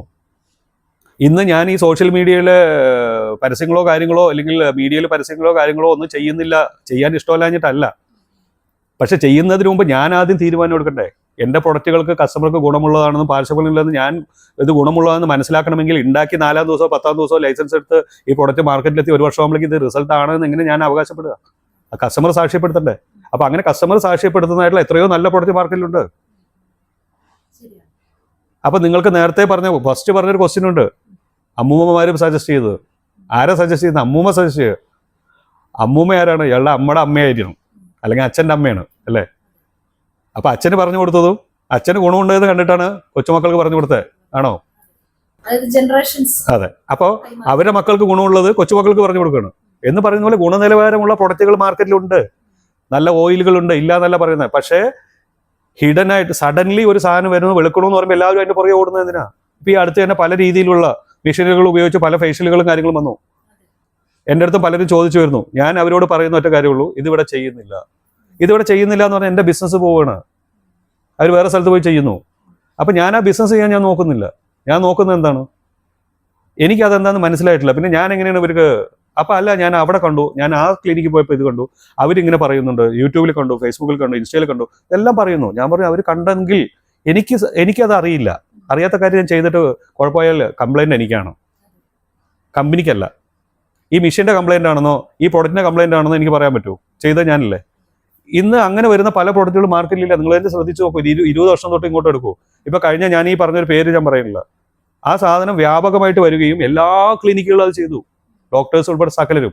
ഇന്ന് മെഷീനുകൾ ഓരോ മൂലയ്ക്ക് ഇരിക്കുക, ചെയ്യാനാളില്ല. എന്തുകൊണ്ടില്ല? റിസൾട്ട് ഇല്ല. പക്ഷേ അത് മാനുഫാക്ചർ ചെയ്ത കമ്പനി ആയിക്കോട്ടെ, കോടീശ്വരന്മാരായി.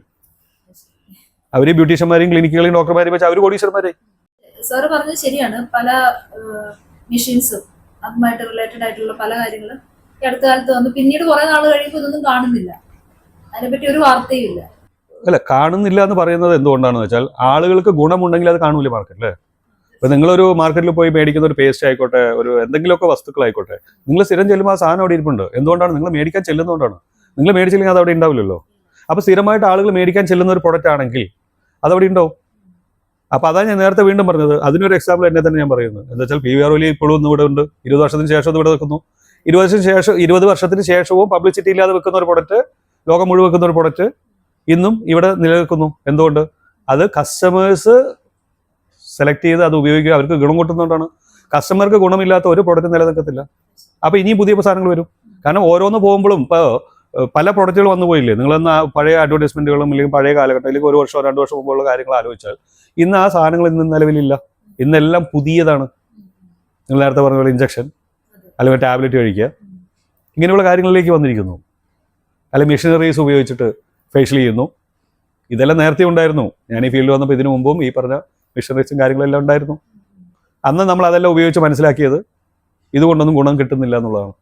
അപ്പോൾ പിന്നെ വീണ്ടും നമ്മൾ എന്തിനാണ് അതിന് പോകുന്നത്? അതെല്ലാം ഒരു മാർക്കറ്റിംഗ് തന്ത്രമാണ്. ആ മാർക്കറ്റിംഗ് കാണുകയും ഒരു പുതുമ കാണുമ്പോൾ ആളുകൾ അതിന്റെ പുറകെ നമ്മൾ ഓടുന്നു. ഇപ്പം സമ്മറിലേക്കാണല്ലോ നമ്മൾ വരുന്നത്. ഈ സമ്മർ എന്ന കാലാവസ്ഥയിൽ നമുക്ക് ഡാൻഡ്രഫ് കൂടുതലാവാൻ ഒരു സാധ്യതയുണ്ട്. അങ്ങനെയുള്ളപ്പോൾ നമ്മൾ എന്താണ് പ്രിക്കോഷൻ എടുക്കുക? എല്ലാ കാലാവസ്ഥയിലും ഡാൻഡ്രഫ് എന്ന് പറയുന്ന ഒരു അസുഖമല്ല. അത് അസുഖമായി മാറുന്നത് നമ്മൾ അതിനെ കൺട്രോൾ ചെയ്യാതാവുമ്പോൾ നമ്മുടെ ബോഡിയിലെ സെൽസ് പീൽ ചെയ്യുന്നതാണ്. നമ്മുടെ ബോഡി മുഴുവൻ പീൽ ചെയ്യുന്നുണ്ട്. തലയോട്ടിൽ മുടി രോഗഭൂമങ്ങളുള്ള ഭാഗങ്ങൾ പീലി കൂടുതലായിരിക്കും. അപ്പൊ ആ ഭാഗങ്ങൾ നമ്മൾ സ്ഥിരമായിട്ട് ക്ലീനിങ് ചെയ്യാതെ ഡെയിലി വാഷ് ചെയ്യാതിരിക്കുമ്പോൾ വരുന്നൊരു സംഭവമാണ്. അത് എല്ലാവർക്കും ഉണ്ടാവും. ഡെയിലി കുളിക്കുന്നവർക്ക് അത് കാണാതെ ബുദ്ധിമുട്ടുണ്ടാക്കുന്നത് നമ്മൾ ഈ താരനുള്ളവർ ഡെയിലി കഴുകാതിരിക്കുക, ഓയിൽസ് കൊടുക്കാതിരിക്കുക, പിന്നെ ഡാൻഡ്രഫ് ഷാമ്പൂ തുടങ്ങിയുള്ള സാധനങ്ങൾ കൂടുതൽ ഉപയോഗിച്ച് കഴിഞ്ഞാൽ ഇത് ഫ്ലൈസ് ഒക്കെ ഇളകി പോവുകയാണ് ചെയ്യുന്നത്. ആ നമ്മുടെ ഈ ഇളകാനുണ്ടായ സ്കിന്നിന്റെ ആ സാഹചര്യത്തിന് അത് ഓയിൽമെന്റ് പോലെ വർക്ക് ചെയ്യുക, ഉണ്ടായതിനെ കഴുകുക ചെയ്യുന്നത്. അപ്പൊ ഒച്ച തേച്ച് കുളിക്കുന്നു. അപ്പൊ ഈ ഉണ്ടാകാവുന്ന സാഹചര്യത്തിന് നമ്മൾ ചെയ്യണം, അതിനെ പ്രതിരോധിക്കാൻ കഴിവുള്ള ഓയിൽമെന്റ് പോലുള്ള ക്രീം ഉണ്ട്, ഓയിൽസ് ഉണ്ട്, അല്ലെങ്കിൽ ആയുർവേദ മെഡിസിൻ വെച്ചുള്ള ട്രീറ്റ്മെന്റ് ഉണ്ട് നമ്മുടെ ക്ലിനിക്. ഇപ്പൊ ഇങ്ങനെയുള്ള കാര്യങ്ങൾ ചെയ്യുന്നത് പ്രശ്നമില്ല. അതിനുശേഷം ആഫ്റ്റർ കെയർ കറക്റ്റായിട്ട് ചെയ്യുകയാണെങ്കിൽ ഈ പറഞ്ഞ ഡാൻഡ്രഫിന് ഹെയർ കെയർ കിറ്റിൽ തന്നെ ഡാൻഡ്രഫും കൂടെ വരാതിരിക്കാനുള്ള പ്രിവെൻഷൻ പ്രൊട്ടക്ഷൻ കിറ്റ് കൂടെ ആയതുകൊണ്ട് അതിനെ ഇത് പ്രതിരോധിക്കുന്നു. ഈ പ്രതിരോധം ചെയ്യാതാവുകയും ഡെയിലി അത് ക്ലീനിങ് കറക്റ്റാവാതിരിക്കുകയും കെമിക്കലുകൾ ഉപയോഗിച്ച് കളയാൻ ശ്രമിക്കുകയും അതുപോലെ തന്നെ എല്ലാവർക്കും കാണുന്നത് ചീപ്പോ നവോപ്പോ വെച്ചിട്ട് ഇത് ഇളക്കി നോക്കും. ഇത് നന്നായിട്ട് ഇളകിപ്പോയി. അപ്പൊ ചിലവര് പറയണായിട്ടുണ്ട്, ഞാൻ ഇന്ന സ്ഥലത്ത് ക്ലീനിക്ക് പോയപ്പോൾ അവർ സ്പാ ചെയ്തപ്പോൾ ശരിക്കും അങ്ങോട്ട് ഇളക്കി കളഞ്ഞിട്ടില്ല. ശരിക്കും അത് ഇളക്കി കളയാൻ പാടില്ല. ഇളക്കി കളഞ്ഞാൽ നമ്മുടെ സ്കിൻ സെൽസ് ഫീൽ ചെയ്യല്ലേ. അപ്പൊ അതിന് ഓരോ സ്റ്റേജ് കഴിയുമ്പോൾ തനിയെ അടന്ന് പൊയ്ക്കോളും. അപ്പൊ നമ്മൾ അടന്നു പോകാൻ ആവശ്യമായിട്ടുള്ള ലോഷൻസും ഓയിൽമെന്റ്സും കൊടുത്ത് ഇത് അടങ്ങുന്നത് ഗ്രാജുവലി അതിനെ സ്കിൻ ഫീൽ ചെയ്യുന്നതും ഡ്രൈ സ്കിൻ ഇല്ലാതാക്കണമായിരുന്നു. അപ്പൊ അതിനെ ഇളക്കി കളയരുത്. പകരുന്ന അസുഖം കാരണം താരനുള്ള ഒരാൾ ഉപയോഗിച്ച തോർത്തോ അല്ലെങ്കിൽ മറ്റു വസ്തുക്കളൊക്കെ നമ്മുടെ വേറൊരാൾ ഉപയോഗിച്ച് കഴിഞ്ഞിട്ടുണ്ടെങ്കിൽ താരം വരുമെന്ന് പറയുന്നത്. കാരണം ഇത് നമ്മുടെ ബോഡിയുടെ അവസ്ഥയാണ്. നമ്മുടെ ബോഡിയുടെ സെൽസ് ആണ് ഫീൽ ചെയ്യുന്നത്. അതൊരു ഇൻഫെക്ഷൻ ആയിട്ട് ഇതുവരെ കണ്ടിട്ടില്ല. ആ ഇൻഫെക്ഷൻ നമ്മൾക്കാണ് ഉണ്ടാകുന്നത്.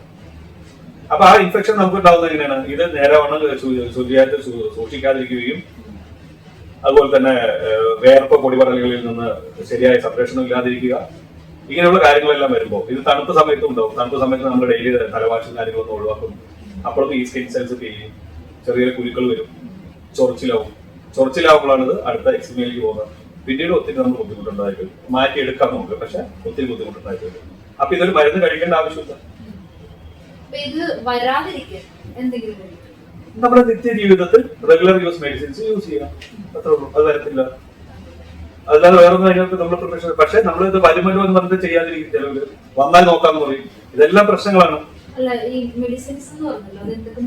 റെഗുലർ യൂസ് മെഡിസിൻ എന്ന് പറഞ്ഞാൽ താരന്റെ ഇതിനെ കൺട്രോൾ ചെയ്യുന്നത് ഓയില്, ഷാമ്പു ചെയ്യുമ്പോൾ മുടിക്ക് ഡ്രൈനസ് ഉണ്ടാക്കുന്നുണ്ടെങ്കിൽ പ്രൊട്ടക്ഷൻ, ഈച്ചിങ് ഉണ്ടെങ്കിൽ സ്കിൻ ടോണർ.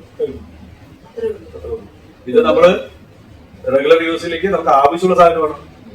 മുടി ഒഴിച്ചിലും നമ്മൾ കുളിക്കാനൊക്കെ ഷാമ്പു എല്ലാം വേണം. ആ സാധനം തന്നെ നമ്മൾ ഇതിനും കൂടെ പ്രൊട്ടക്ഷൻ ഉള്ളത് ഒരു കിറ്റ് ഉപയോഗിക്കുന്നു. അപ്പൊ എല്ലാത്തിനും കൂടെ വന്നോണം. ഹെയർ ഓയിലുകളുടെ പരസ്യത്തിൽ നമ്മൾ കണ്ടിട്ടുണ്ട് താരൻ മുടികൊഴിച്ചിൽ. ഈ താരനോടൊപ്പം തന്നെ ഈ മുടികൊഴിച്ചിൽ വരുന്നത്. അപ്പം താരൻ തന്നെ മുടികൊഴിച്ചിൽ ഉണ്ടാവാൻ സാധ്യതയുണ്ട്. ഒരു മുടി കൊഴിച്ചിലിന്റെ 99.99% സാഹചര്യം എന്ന് പറയുന്നത് മുടി കൊഴിച്ചിലില്ല. ഇത്രയും ഈ 99% പ്രശ്നം താരനും മുടി ഡ്രൈനസും തന്നെയാണ്. അപ്പോ ഡാൻഡ്രഫും ഡ്രൈനസും മുടിയുടെ ഡ്രൈനസും ട്രീറ്റ് ആയില്ലെങ്കിൽ മുടി കൊടിയല്ല, മുടി നശിച്ചു പോകും. മുടി കൊഴിച്ചിലല്ല ശരിക്കും, മുടി ഡാമേജ് ആയിട്ട് പോവുകയാണ്. ഡാമേജ് ആണ്, ഹെയർ ഡാമേജ് ആണ് മുടി കൊഴിച്ചിൽ എന്ന് പറയാം. മുടി നിങ്ങൾക്ക് പൂർണ്ണമായിട്ട് കൊഴിച്ചിൽ എന്ന് പറഞ്ഞിട്ട് നിങ്ങൾക്ക് കഷണ്ടി ആവാണെങ്കിൽ ഇത് കഷണ്ടി ആവും. അതിന് മരുന്നിന്റെ പ്രതിരോധിക്കാൻ പറ്റില്ല. പ്രിവെൻഷൻ പ്രൊട്ടക്ഷൻ കൊടുക്കുന്നത് ഡാൻഡ്രഫിനെയും ഹെയർ ഡ്രൈനസിനെയും കൊടുത്തുകൊണ്ട് സ്കിൻ പോൾസ് ഓപ്പൺ ചെയ്ത് മുടി പുറത്തേക്ക് വരാൻ സഹായിക്കുകയാണ് ചെയ്യുന്നത് ഓയില്. നിങ്ങൾക്ക് മുടി ഉണ്ടാക്കുന്നില്ല. പക്ഷെ നിങ്ങൾ മുടി ഉണ്ടാക്കുന്നില്ല, പിന്നെ എന്തിനാണെന്ന് വെച്ചാൽ ഉപയോഗിക്കാതിരുന്നുണ്ടാവും. കാരണം മുടി ഡ്രൈനസ് ഒക്കെ വന്ന് മുടി പൊട്ടിപ്പോകും. അപ്പോ 10 വയസ്സിൽ ഉണ്ടാകാവുന്ന പ്രശ്നം 5 വയസ്സിൽ വന്നു നോക്കും. അപ്പൊ ഇതിനെ പ്രിവെന്റ് ചെയ്ത് കൊണ്ടുപോകണം. അപ്പൊ അതിനാണ് ഈ റെഗുലർ യൂസ് മെഡിസിൻസ് നമ്മൾ നിത്യേന ജീവിതത്തിൽ ഉൾപ്പെടുത്താൻ പറയുന്നത്. അത് നമുക്ക് പാർശ്വഫലങ്ങൾ ഉണ്ടാക്കുന്നത് സംരക്ഷണം ഉള്ളവയായിരിക്കും വേണം. ഈ ഒരു മേഖലയിൽ 31 വർഷത്തോളം എക്സ്പീരിയൻസ് ഉണ്ട്. അപ്പൊ ആ ഒരു എക്സ്പീരിയൻസ് ഒക്കെ വെച്ചിട്ടാണ് ഈ പീരിയ ഒലി എന്ന പ്രോഡക്റ്റ് ഉണ്ടാക്കാനുള്ള കാര്യം. എക്സ്പീരിയൻസ് കൊണ്ട് കാളും ഉപരി പല സാധനങ്ങൾ ഉപയോഗിക്കുന്ന പലതരം കസ്റ്റമേഴ്സ്, സാധാരണക്കാര്, സെലിബ്രിറ്റികൾ, ജോലി ചെയ്യുന്നത്, ഹെൽമെറ്റ് ഉപയോഗിക്കുന്നത്, ട്രാവൽ ചെയ്യുന്നത്, വിദേശ രാജ്യങ്ങളിൽ താമസിക്കുന്നത് തുടങ്ങി പലതരം ആളുകളെ എനിക്ക് കാണാൻ പറ്റി. ഈ പലതരം ആളുകളെ എന്റെ പ്രവർത്തന മേഖലയായിട്ട് എനിക്ക് കാണാൻ പറ്റിയപ്പോൾ അവർ ഉപയോഗിക്കുന്ന പലതരം പ്രൊഡക്റ്റുകൾ, പലതരം ജീവിത രീതികൾ, പലതരം ക്ലൈമറ്റ്, അങ്ങനെയുള്ള പല കാര്യങ്ങൾ, അവർ പല മരുന്നുകൾ ഉപയോഗിക്കുന്നവരായിരിക്കും. അവർക്ക് ശാരീരികമായിട്ട് മറ്റു പ്രശ്നങ്ങൾക്കുള്ള മരുന്നുകൾ. കാരണം ഓരോ മെഡിസിൻ കഴിക്കുമ്പോൾ ഈ സ്കിന്നിന് വേറെ പ്രോബ്ലം ഉണ്ടാകുന്നത്. നമ്മളൊരു ഡോസുള്ള മരുന്ന് കഴിക്കുന്ന സമയത്ത് മുടിക്കും സ്കിന്നിനാണ് എല്ലാം നമ്മളെ പ്രകടമാക്കുന്നത്. മെഡിസിന്റെ എല്ലാ പ്രശ്നങ്ങളും പ്രകടമാക്കുന്നത് മുടിയിലും മുഖത്തുമാണ്, അല്ലെങ്കിൽ സ്കിന്നിലാണ്. അത് ഇപ്പൊ കീമോ ചെയ്യുമ്പോൾ മുടി പോകുന്നു. പക്ഷെ ആ പോയ മുടി തിരിച്ചു വന്നിട്ട് എന്തുകൊണ്ടാണ്? ജെനറ്റിക്കായിട്ട് അവർക്ക് മുടികളോട്ടാണ്. അപ്പൊ അതിനെ വളരാനും പോയത് തിരിച്ചു വരാനും പൂർവാധികം വേഗം ശക്തിയായിട്ട് വളരാനും പ്രിവെന്റ് ചെയ്ത് പ്രൊട്ടക്ട് ചെയ്യാനാണ് പ്രൊഡക്റ്റുകളുണ്ട്. അതാണ് മാർക്കറ്റിൽ ഇല്ല എന്ന് മനസ്സിലായത്. അപ്പൊ കസ്റ്റമർക്ക് സജസ്റ്റ് ചെയ്യുന്നു. ഞാനും പലതും സജസ്റ്റ് ചെയ്തുകൊണ്ടിരിക്കുകയാണ്. അപ്പൊ സജസ്റ്റ് ചെയ്യുന്നതെല്ലാം പറയുന്നു കഴിഞ്ഞ പ്രാവശ്യം തന്നത് പോരാ, ഇതിനെക്കാളും കൊള്ളാം, പിന്നെ വീണ്ടും. അതായത് ഒരു പൂർണ്ണമായ ഒരു ഒരു ആധികാരികമായിട്ട് എനിക്കിത് നിങ്ങളിത് ചെയ്താൽ മാറും എന്ന് പറയാൻ എന്നെ കൊണ്ട് പറ്റിയത് ഈ പ്രൊഡക്റ്റ് ഉണ്ടാക്കി ഒരു 8-10 വർഷം കഴിയുമ്പോഴാണ്. കാരണം ആ 8-10 വർഷം എനിക്ക് ധൈര്യക്കുറവുണ്ട്. കാരണം നമ്മൾ പറഞ്ഞിട്ട് ശരിയായില്ലെങ്കിലോ. പക്ഷെ പ്രൊഡക്റ്റ് റിസൾട്ട് ആവുമെന്ന് എനിക്ക് ഉറപ്പുണ്ട്. പക്ഷെ 8-10 വർഷം ഈ റിസൾട്ടുകൾ കണ്ട ശേഷമാണ് അതിനുവേണ്ടി ഒരു ബുക്ക് കസ്റ്റമർ ഗൈഡ് ഉണ്ടാക്കി. ഇന്നൊരു പ്രോഡക്റ്റ് കസ്റ്റമർ ഗൈഡ് കൊടുക്കുന്നുണ്ട്, ഞങ്ങൾ മാത്രം കൊടുക്കുന്നുള്ളതാണ് ഇതുവരെ ഞാൻ മനസ്സിലാക്കി. കാരണം വേറെ ഇതുപോലെ കസ്റ്റമർ ഗൈഡ് എന്നൊരു ബുക്ക് ആരും ഒരു കമ്പനിയും കൊടുക്കുന്നില്ല. കാരണം ഇത് 10-23 പേജുള്ള ഒരു ബുക്കാണ്. അതിന്റെ കംപ്ലീറ്റ് ഡെയിലി റൊട്ടീന് വേണ്ട ആവശ്യങ്ങളെല്ലാം അതിന്റെ അകത്ത് പ്രിന്റ് ചെയ്തിട്ടുണ്ട്. നിങ്ങൾ ഇന്ന കാര്യങ്ങൾ ചെയ്യണം, ഇന്നത് ചെയ്യരുത് ഇതുപോലെ ഫുള്ളായിട്ട് പ്രിന്റ് ചെയ്ത ബുക്ക് നമ്മൾ കൊടുക്കും. അത് ഈ ബുക്ക് കൊടുക്കുന്നതിനും അത് യൂസ് ചെയ്യുന്ന കസ്റ്റമേഴ്സിനെ അവരെ മനസ്സിലാക്കി അവർക്ക് അതിൽ കിട്ടുന്ന ഗുണവും അവര് ചെയ്യുന്ന ഞാൻ പറഞ്ഞു കൊടുത്ത രീതി അവർ ചെയ്യുന്നു, ആ രീതി ചെയ്യുന്നവർക്ക് കിട്ടിയ റിസൾട്ടും ആ ചെയ്യാത്തവരുടെ റിസൾട്ടും കൂടെ മുൻനിർത്തിയാണ്. അപ്പൊ എന്റെ എക്സ്പീരിയൻസ് ഈ ഒരു പ്രൊഡക്റ്റ് ആളുകൾക്ക് ഗുണപരമായ രീതിയിൽ ഉണ്ടാക്കാൻ എന്റെ എക്സ്പീരിയൻസും ഇത് ഉപയോഗിക്കുന്ന കസ്റ്റമറിലൂടെയുള്ള കാര്യങ്ങൾ പഠിച്ചുകൊണ്ട് എനിക്ക് ചെയ്യാൻ പറ്റും. തീർച്ചയായിട്ടും. കാരണം ഞാൻ നേരത്തെ പറഞ്ഞല്ലോ, ഇപ്പൊ എല്ലാത്തിനും കൂടെ ഒരൊറ്റ വാഷ്. ഇപ്പൊ ഞാനും ഷവർ ജെൽ ഉണ്ടാക്കി, ഹാൻഡ് വാഷ് ഉണ്ടാക്കി, ഷാമ്പു ഉണ്ടാക്കി, സോപ്പ് ഉണ്ടാക്കി, എല്ലാം ഞാനും ഉണ്ടാക്കി. അപ്പൊ വീണ്ടും ഒരു ഇതെല്ലാം കൂടെ ഒരു എന്തിനാണ് ഈ 5 സാധനമൊക്കെ ഇങ്ങനെ ഒരാൾ ഉപയോഗിക്കുന്നത്?